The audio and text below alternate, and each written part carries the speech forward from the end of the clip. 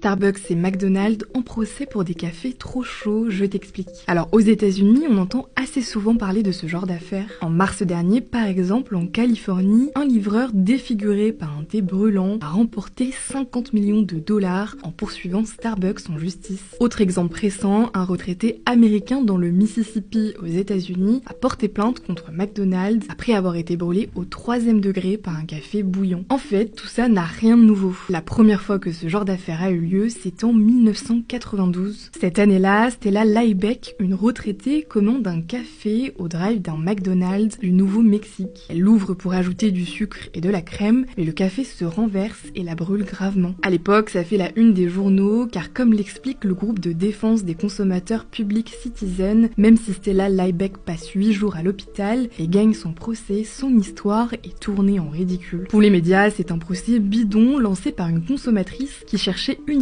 à gagner de l'argent. Pourtant, l'entreprise était au courant des risques et n'a rien fait pour protéger les consommateurs, précise l'association des avocats en droit de la consommation en Californie. L'affaire Liebeck est malgré tout devenue un symbole de la négligence et de la cupidité des grandes enseignes américaines. À noter qu'en France, on ne connaît pas de cas similaires.